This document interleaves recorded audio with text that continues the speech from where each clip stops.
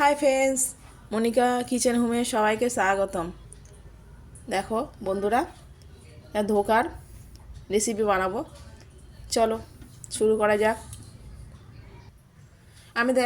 আমি দেখালাম না, ধোকাটা বানিয়ে ছোলার ডাল বেটে আমি হচ্ছে গিয়ে রেসিপিটা করে নিয়েছিলাম, করে নিয়ে এটা ভেজে নিয়েছিলাম।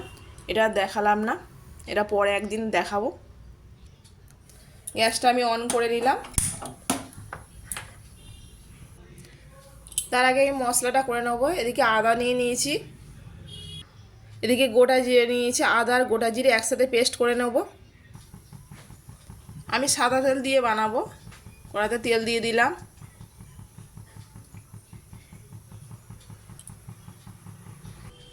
এখানে দিয়ে দিলাম তেলে তেজপাতা আর গোটা জিরে ফোড়ন। এবার দিয়ে দেবো তেলে টমেটো কুচি।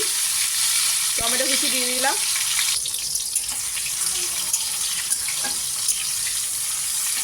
আমি টমেটো কুচিটা একটু তেলে একটু ভেজে নেব।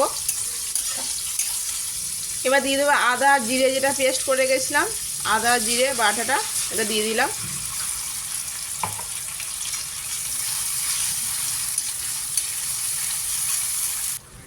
এবার দিয়ে দেবো নুন স্বাদ মতো,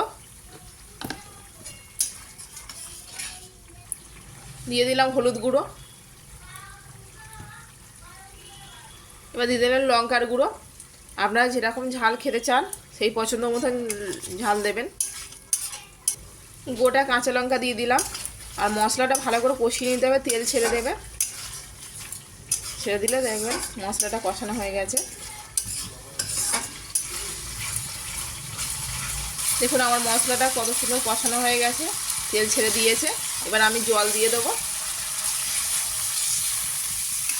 অল্প করে জল দিয়ে দিলাম। জলটা ফুটে উঠলে ধোকলাটা দেবো। এদিকে আমার ঝোলটা ফুটে উঠেছে, আমি ধোকাগুলো দিয়ে দেবো।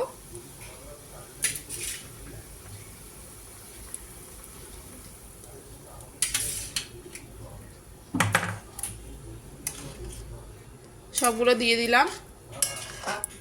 ঝোলটা একটু ফুটে উঠলে নামিয়ে নেব। এবার একটু মিষ্টি দেব। মিষ্টি দিয়ে দিলাম। আমার ধোকাটা হয়ে গেছে। এবার আমি দেব গরম মশলা। আমি নিয়েছি সানরাইজ সাই গরম মশলা। গরম মশলা একটু দিয়ে দিলাম। আর একটু ওপর থেকে ধনেপাতা ছড়িয়ে দিলাম। আপনারাও বাড়িতে এইভাবে ট্রাই করবেন, খুব সুন্দর লাগে। আমার নিরামিষ ধোকা রান্না রেডি। কেমন লাগলো জানিও বন্ধুরা। দেখুন বন্ধুরা কত সুন্দর দেখতে হয়েছে। আর আমার রেসিপিটা যদি ভালো লেগে থাকে একটু লাইক, কমেন্ট আর শেয়ার করে দেবেন আর সাবস্ক্রাইব করবেন। বাই বাই বন্ধুরা।